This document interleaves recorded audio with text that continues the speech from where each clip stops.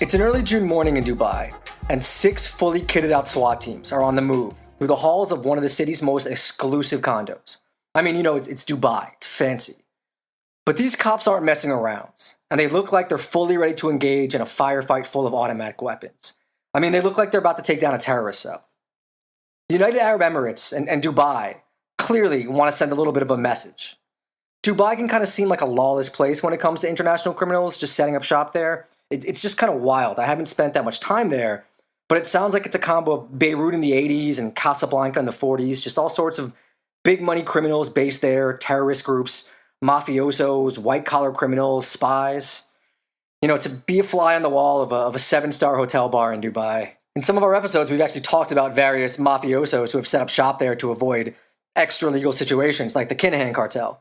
But now, in 2020, they've started cracking down on some of the more explicit criminals, including a Belgian-Moroccan drug lord accused of killing 11 people. This operation, dubbed Fox Hunt 2, is launched in coordination with American law enforcement. The cops here don't end up facing any resistance, though. Their targets aren't known for their violence. Instead, these cops just barrel into these spotless luxury apartments and handcuff a bunch of really gaudily dressed Nigerian men, dripped down in luxury brands and jewelry.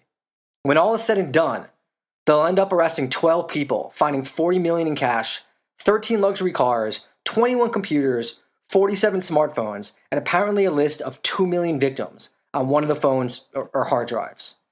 And when the operation is finished, the Dubai police will release a 4-minute video cut like it was directed by Ridley Scott. I mean, you can go look it up online. We are talking people looking at multiple computer screens, Matrix-style graphics. You kind of half expect one of the people to just start saying, enhance, as it's playing.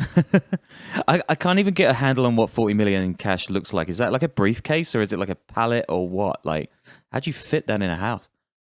They didn't show it, but I imagine it's kind of like that Breaking Bad scene. Yeah. The man at the center of this operation, the big target, is Raymond Abbas. But most people know the 38-year-old by his Instagram and Snapchat name, Hushpuppi. The complaint against him filed in court accuses Mr. Abbas of leading a transnational network of cybercriminals whose targets included a U.S. law firm, a foreign bank, and an English Premier League football club. You may not know him, but there's a decent chance you may have actually gotten an email from him. Welcome back to the Underworld podcast, and today we are telling the story of the greatest scammer of all time. I am one of your hosts, Danny Gold. I'm here with Sean Williams. And we've got a fun episode for you today. He's still in New Zealand, One more day. Yeah. The main character in episode 12 that we did, the most wealthiest narco in the world, just got busted. So Sean's been talking about that all day to various news agencies. But I think it was about time we did a good old-fashioned scamming story. Yeah, they're good. And we'll get to a bunch of the dummies shooting each other in nightclubs next week again.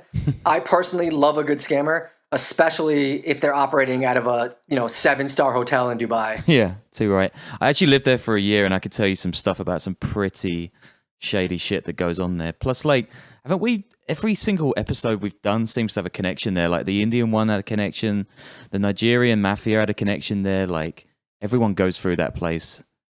Maybe I'm going to do my own episode about Dubai in the future. I reckon it'll be a good one. Yeah, and you've never actually told us what you were doing there, but I don't know if and I never will. Statute of limitations or anything like that is going on.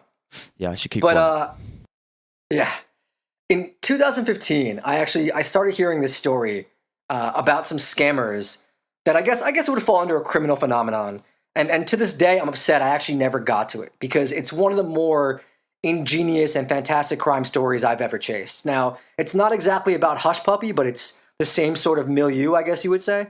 So back then, scamming was, all the rage, especially credit card scamming. I mean, it wasn't exactly like a new thing, right? People have always scammed credit cards. Catch Me If You Can, great movie. We all love a good Leo movie. But it was becoming increasingly popular to the point where, you started hearing SoundCloud rappers making scamming anthems. And it was really having a moment in the hip-hop zeitgeist, if you will. And there were these stories going around about these advanced methods, about the use of Bitcoin, just all this stuff. Yeah, and I'm going to post, Go Chop Your Money to social media right after we record this, because that's like the daddy of all of the scammer songs. I'm going to get that one out there.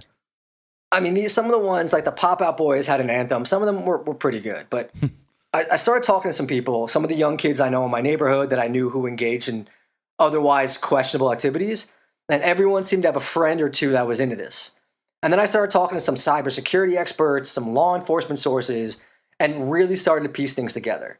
So by 2016, this was sort of on the radar, and you had some crews getting broken up and busted with laminating machines, and law enforcement was starting to catch on. But it was just really something. You had these young kids, these street crews, kids who were typically involved in drug dealing and gang stuff, now engaged in this scamming that was outsmarting the credit card companies. And this is how it worked. So you know those stories you hear about, credit cards being hacked at the Gap or at Target? They're basically credit card transit points, right? All these numbers that get booked in cash registers, whatever it is, or websites. And every now and then you hear a story about them getting hacked, right? It barely makes the news anymore. But think how often you used to see Target credit cards hacked, 8 million credit cards on file in the hands of hackers. I had an article loaded up today, or maybe it was from a while ago, I don't know. But it was a Forbes article that was like This Week in Credit Card News, and it was talking about how Sonic was hacked and Whole Foods was hacked. It's nothing new. And these hackers, they're typically in like Russia or Moldova or Latvia, somewhere in Eastern Europe or the former Soviet states. Yeah, I just got like an email saying that my Bonobos account was hacked. Like, when the fuck did I order anything from Bonobos? But yeah, it's like every day, right? Right, this stuff happens all the time. So these hackers, they would typically put these credit cards up for sale in bulk. But back in the day, you either had to speak like Russian or be deep in the hacking community to gain access to buying them. They weren't easy to find unless you really knew where to look. This was dark web stuff, or how to really cover your communications and financial transactions. It was complicated. You had to know your way around these things. But then something new came on the scene. Something that really exploded in 2013, 2014, and all that time, and that was cryptocurrency. Hey, we've got into crypto finally. I feel like we've been avoiding it in some way, but it's only a matter of time, right? Yeah, I mean, it just factors in so heavy to the story. Yeah. So with the invention of crypto, there wasn't this need to sell these credit card numbers on the darknet, to have to be super careful. So what do these hackers do? They made these wide open websites that were like eBay, like Amazon. Anyone could use them. They might still be up, but I haven't, I forgot the names. I haven't seen them in a while. They were just there. You could just buy 1,000 hacked credit card numbers for like the equivalent of $50 in Bitcoin. You could even search for zip codes and buy credit cards from that specific zip code. I remember a cybersecurity expert telling me about this, and I was just blown away. And then I went on the site, and it was that easy to do this. So these young street crews in New York, like the kind that would usually be out low-level gangbanging or selling drugs to get by, they wised up to it. And they started using Bitcoin to buy thousands of credit cards, test them out, then use their own printing or laminating machines to make the cards. Then they would send kids out of state to buy gift cards or to places like Saks Fifth Avenue or Bloomingdale's to buy designer clothes. And, some of them would wear designer clothes, some of them would sell them, or they would sell the gift cards or whatever else, and they were making tons of money. And, why not, right? The risk for the kind of time you'll see for dealing, for violent crimes, for gun possession, when the money is much bigger, much easier, and carries way less potential prison or potential for violence than doing this, like why wouldn't you get involved in credit card scamming? It's never the skate parks or the community centers these kids needed, right? It's just a Bitcoin wallet. I mean, look, there's a level of intelligence, I think, when it comes to doing this kind of thing that is admirable. Yeah. And I remember meeting one of these kids. I actually got hooked up by this dude Beef, who was like a super producer type, all sorts of connections, and it made a lot of things happen when I was advice, but never got the credit. So Beef, giving you the credit. He knew I was looking into the story, but none of my sources were coming through. None of them wanted to talk. They were all a little nervous. So he had this kid came by, and I met him. They called him the Jew, which, as far as stereotypes go, I wasn't really a fan of. But I let it pass. So he came to meet me one day, and he's dressed pretty well. He's showing me his cell, and he has like 3 different Bitcoin wallets on his phone. And this is 2000, maybe 15, maybe 16. I mean, this is early days, I think, for most people. Not the kind of thing that, like now, where it's everywhere. That was around the time, I think it was like $1,000 a Bitcoin. And they also had these Bitcoin ATMs going out, right? And if you looked at where they were on a map of New York City, they weren't going up in Chelsea or the Upper East Side or rich neighborhoods. They were located in bodegas in like East New York and Brownsville and East Harlem. These are much poor neighborhoods, unfortunately, you know, high crime areas, areas where these little sets and gangs operate out of. I had a detective tell me that some crews were like literally getting into beef over claiming Bitcoin ATMs as their territory. Like they were having shootouts over it. You know, sometimes I like to think that some of these kids held on to their Bitcoin. I think, like I said, it was going for like $1,000 back then, and they just got like unfathomably rich. But who knows? I had a friend who was selling Kratom back then, like a ton of Kratom. He used to accept Bitcoin. This is like 2015, 2016, and he was telling me like he really wished he held on to some of it. Like what? Like the drug? Like what is that stuff? Kratom. I mean, that's another episode for another day. But it's a gray area, semi-legal painkiller / We're not going to get into that. That's a story for another day. Got some contacts in the world, but I mean, in that world, like what? I don't know what the Bitcoin is now, but like, didn't one of the first guys that bought pizza with it like lose his password of 50 million in cash or something? I don't know, like some crazy shit. Like people just lose their password and about 10 billion bucks or something. There's some stories like that going around right now. I think it's at around 30 or 40,000 right now. It's fluctuating, but jeez, yeah, it's good. Anyway, it was a legit thing. This sort of scamming that was really big, especially in Brooklyn.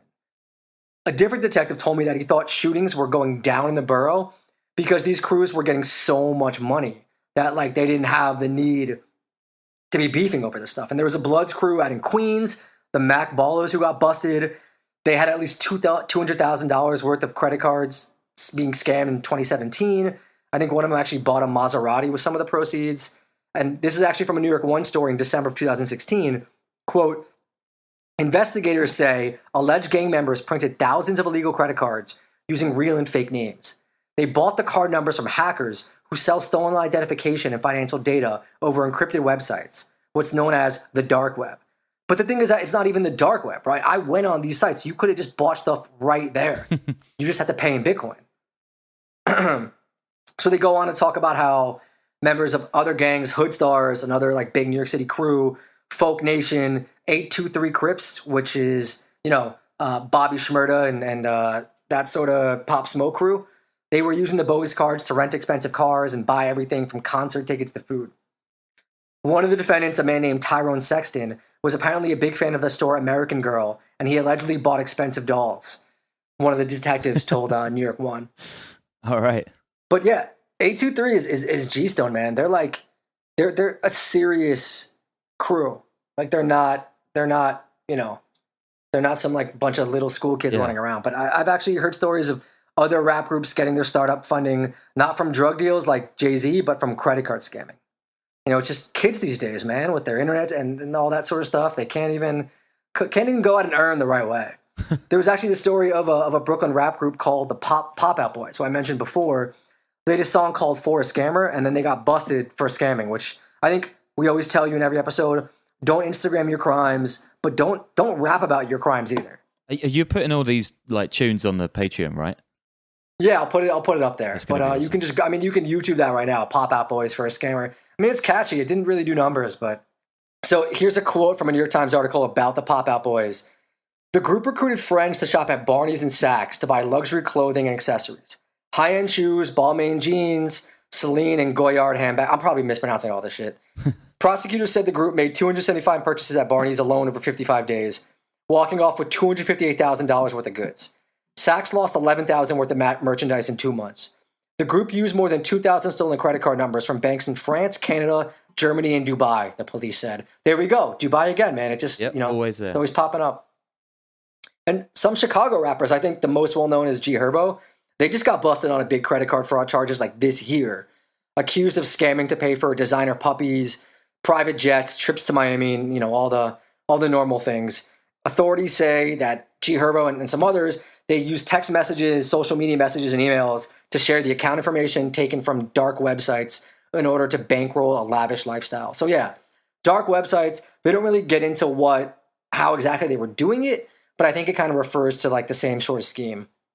Yeah, I mean, guys, if you do get hold of scam cards, don't buy designer dogs, just invest in real estate. Come on. Yeah, real estate, I mean, liquor stores, laundromats, like that's really, come on, the game. Like plan for your future. I'm not saying you got to get mutual funds here, but like do something. Anyway, I never got to do that story because I parted ways with Vice soon after due to one of the new greasy scumbags in charge. But a colleague who I told that I was working on that story stole it from me and did a half-ass version on it. But that's how it goes. I mean, the listeners want to know more about this, right? Like they can look up the Vice credit card story. I mean, like it's out there. Right. Have a look. Tell me if you think it's better than what I just talked about and could have whatever. We'll keep going here. So we are here to talk about the greatest scammer of all time. Though to be honest, I think Adam Newman might actually hold that title, even though somehow he did it legally. Elizabeth Holmes had a nice run. She got caught. And that Malaysian guy, how do you say his name? You did something on him, right? Joe Lau? Joe Lau, I think. The one Something MDB guy. Yeah. Yeah, he might be in the running, but they are not our subjects. When we say we are talking about the greatest scammer in the world, we are talking about the billionaire Gucci master himself, Raymond Abbas, otherwise known as Hushpuppi, who email scammed his way to hundreds of millions of dollars in only a few short years. Our story begins in Dubai. I kind of already told you how it ends in Dubai, but that is where Mr. Hushpuppi and his crew, that's where they were, concentrating their work. That's where they were brought down. And I don't know, maybe the Dubai police just saw him as a soft target that wouldn't ruffle any feathers. But yeah, they promptly nabbed him. They shipped him off to the U.S. to stand trial for some scams he ran on people and companies based here, which, you'll see as we get into Mr. Hushpuppi. He broke some of the most cardinal rules of the Underworld podcast, which is one, don't Instagram your crimes or your fancy lifestyle if you're earning that lifestyle off of crimes. Don't send unencrypted text messages to your giant criminal organizations detailing all of your crimes and how they're working. And don't target people in the U.S. because that will put you on the radar and they will go after you and they won't stop until they bring you back here and you're sitting in a federal prison cell somewhere. That's 101. Yeah, that is like Underworld Podcast 101. If you gain nothing else from this podcast, please take this away. Those 3 rules right there. If you're doing crimes, don't Instagram them or don't Instagram stuff that leads people to believe that you're earning your money illegally. Don't send unencrypted texts detailing the crimes that you're doing. And like, if you can stay out of fucking with the US, just don't do it because like the feds just have that reach, I feel like we're stumbling towards merch where we've got don't Instagram your crimes, but that is, yeah. I mean, that is. That's a keeper. That's a key. Like that is, did you just come up with that literally right now? Yeah. All right, that's going on the list. Like I will sell T-shirts that say don't Instagram your crimes. I feel like that could do. I mean, there's a couple of rappers I know that I need to send those to. Yeah. Anyway, we're gonna keep it moving, but we're gonna have those T-shirts out. I think that's the merch move. Like, don't Instagram your crimes. Yeah, and it's really interesting how we did all this because it doesn't seem that hard, and he just kind of burst on the scene out of nowhere.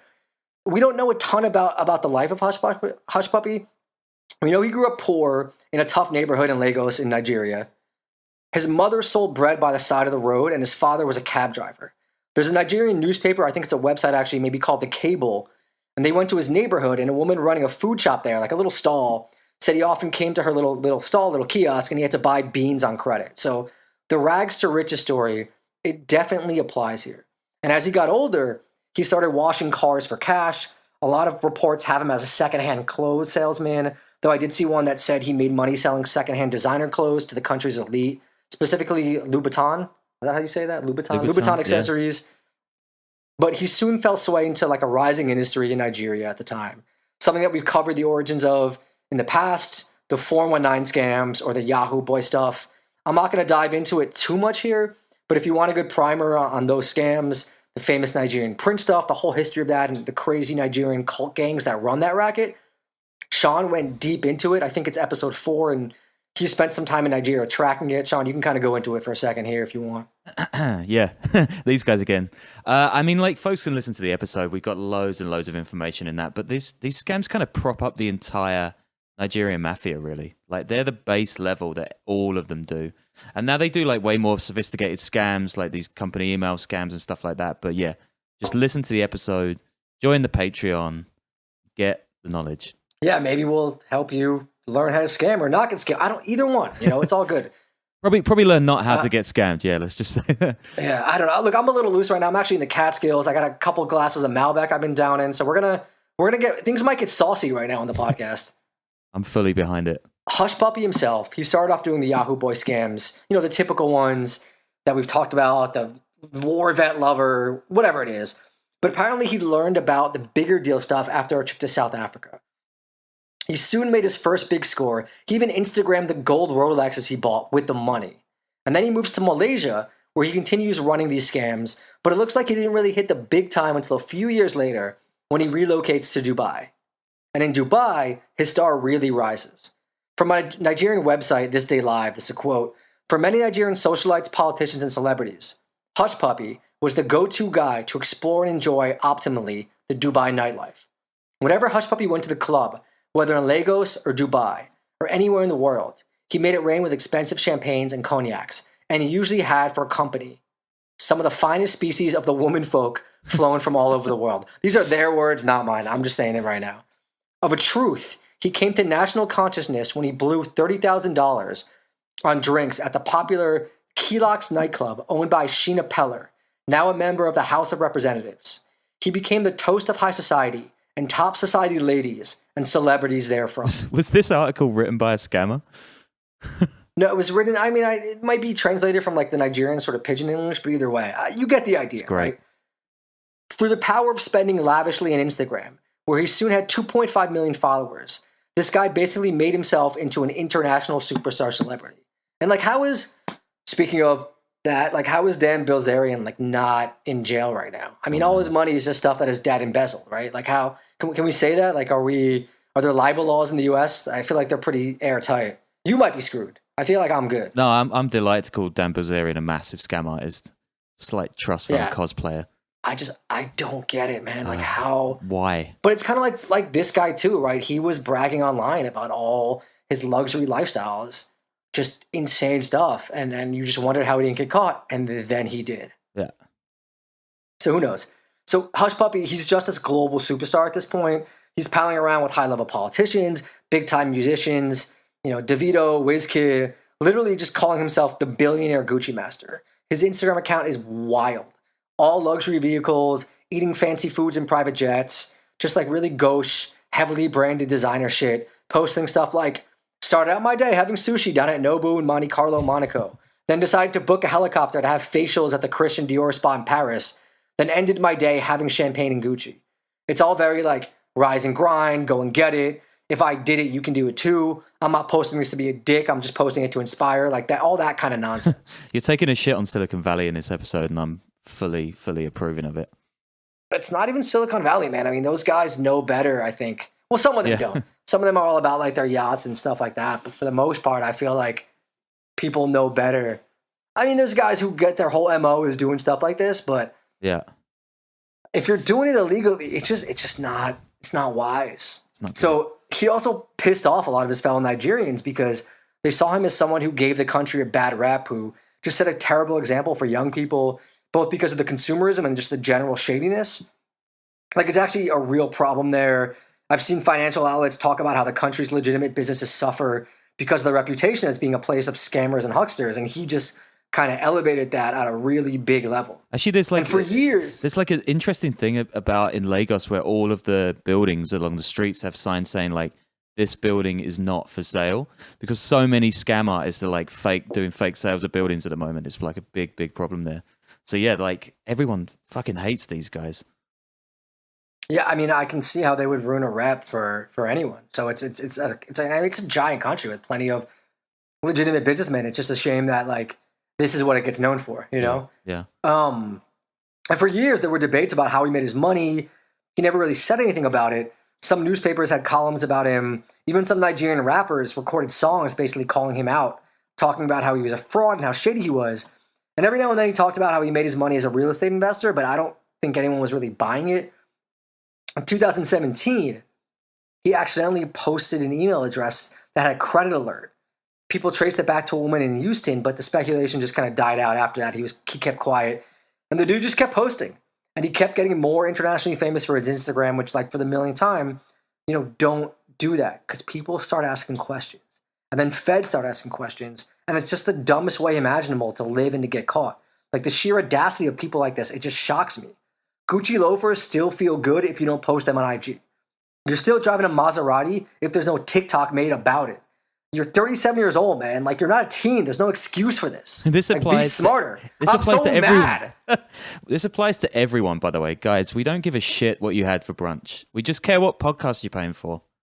Okay, actually, I do. I like seeing now. I mean, 10 years ago maybe, but now I like seeing the meals that people are eating.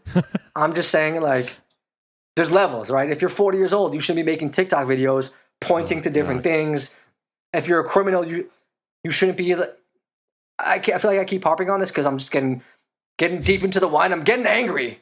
This is good. He had a good thing going, man. I like it. No, he actually got caught because of his Instagram and his Snapchat. I'm going to get to that, but like that's how he actually got caught. Anyway, so you look at the YouTube of this guy. There's so many videos of him and the luxury cars and the jet set lifestyle. Other people are making videos about his cars, and it raises flags, especially when you can't pinpoint where the money is coming from. And I keep talking about this. Like, I know rappers. I spent a lot of time in St. Louis. We talked about that. I know these kids, they're posting up on IG with the stacks of money. And I'm like, you run like 2 Airbnbs and you have 20,000 plays on Spotify. Nobody thinks you're getting that money legally. Like, smarten up, and you're not inspiring anybody to get up and grind except for the feds, who are going to be like, oh, I'm going to bring this guy down. He's got a lot more money than me. Or maybe like someone who's looking to rob you. But like, it's not speculation. The social media stuff is how Hushpuppi got caught. And I want to get to that. But let's actually go into how he scammed and made what's estimated to be hundreds of millions of dollars. Because I got to be honest, like, it sounds easy, like really easy. But I guess he must have been like really good at it. Do I understand it? I don't really know. He mastered what's known as a BEC scam, which is business email compromise. Basically, it means he conned his way to get access to a business email account, used it to poke around, and then trick an employee from that company or a different one to wire money to an account that he controlled. You know, like sending you an email that looks like it's from Facebook saying you need to change your password, and you look at the actual email and it's from john4895731@ru.com. So he would do all that to people's work email addresses, get in there, figure some stuff out, and then wait until money was being discussed or flying around, and he gets in there with a bank account he controlled, to some other business guy in the email. I think, I don't know, does that make sense? Like, I don't know, man. If I understood financial crimes, I'd be doing them. Like, I wouldn't be podcasting. You know what? I've got like a great report on this stuff. I know it's like dry, but I'm going to stick it on the Patreon and so people can like get into this, because it's like, it makes $12 billion a year or something in the US. It's like massive, massive money. So like it might be white collar, and we like talking about gangsters who shoot guys and stuff. But nah, this is big stuff. I'm gonna stick that report up so everyone can kind of like get a lowdown. Yeah. Can you summarize it for the people? Yeah, I mean, a summary would be pretending to be an official email address so that company people send you cash. So yeah, that's pretty much it. But like. That actually is it. I have like 2 more pages explaining this. We cut them out, but I'm gonna keep going anyway. You know, because I wrote this out and I want to keep it going.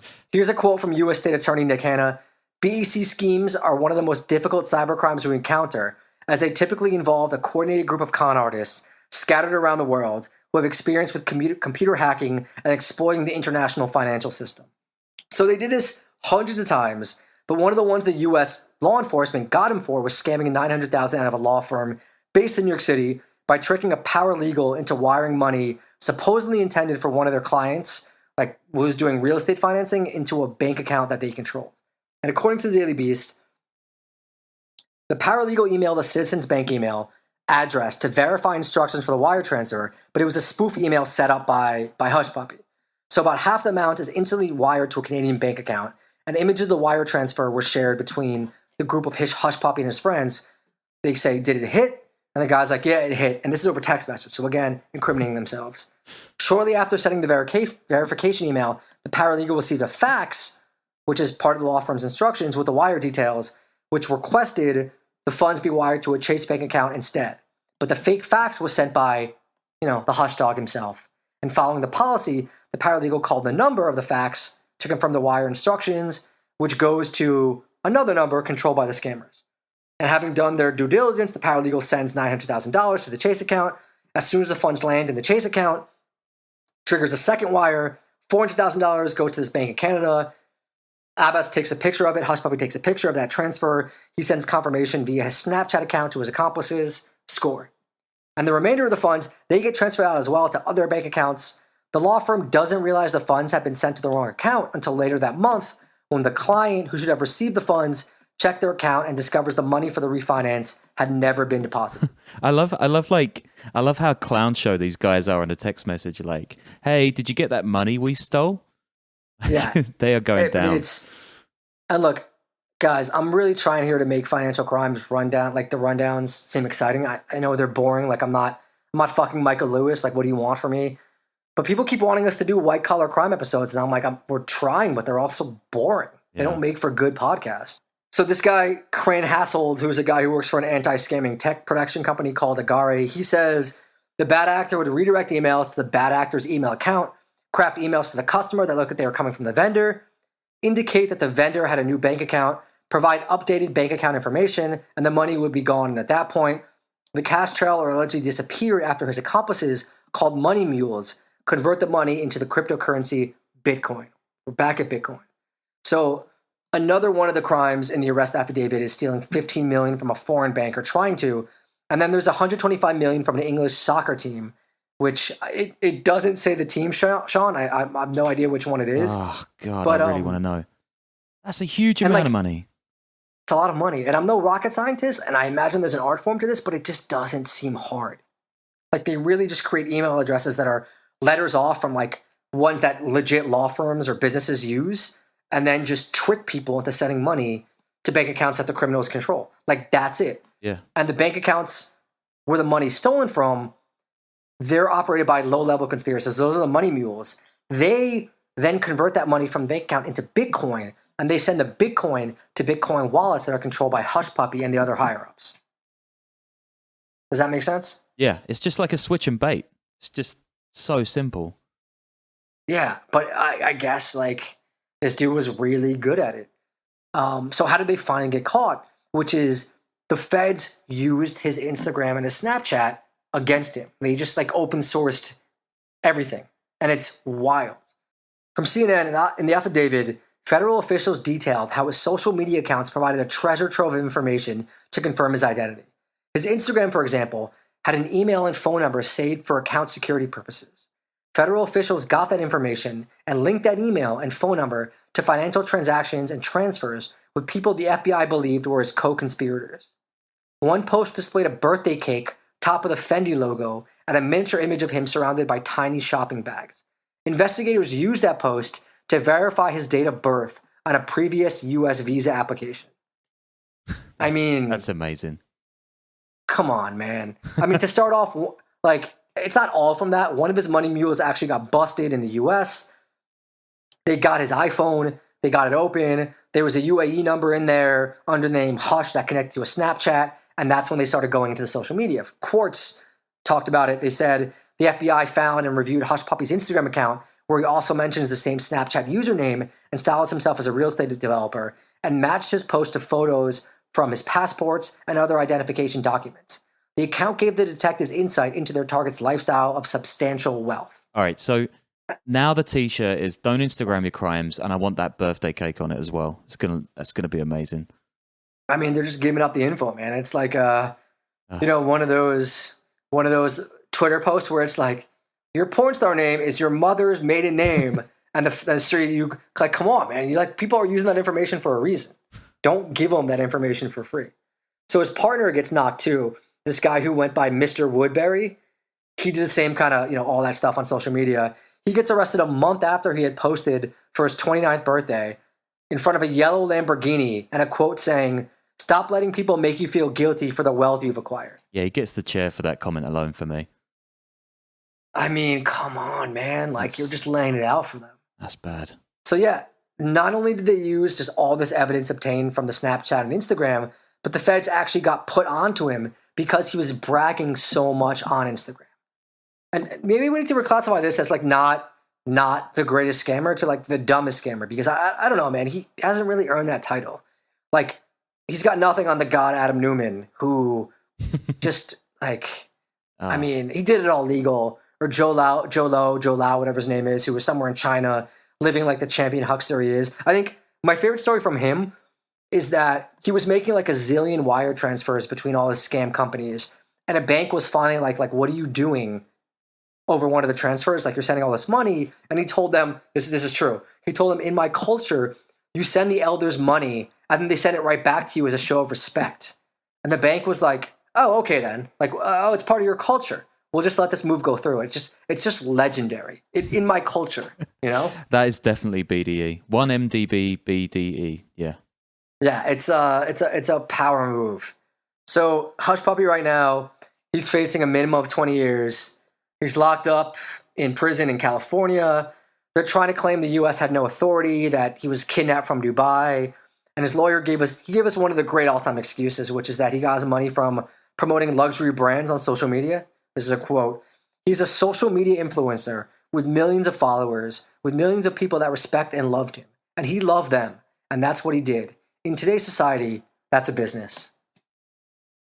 Beautiful. I mean, beautiful.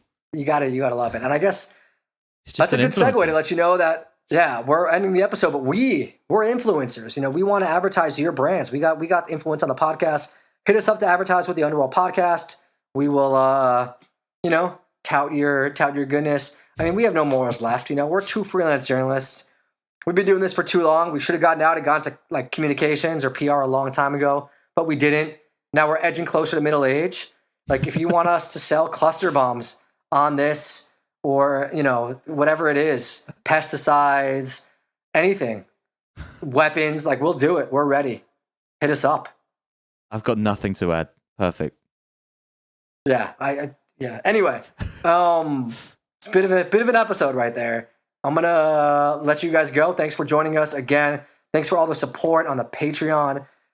We really appreciate it. Things are going up every day. And check out the YouTube channel. We literally just put these up, but we're doing some mini episodes to try to get things going there too. And thanks again for listening and for all the support. We really appreciate it.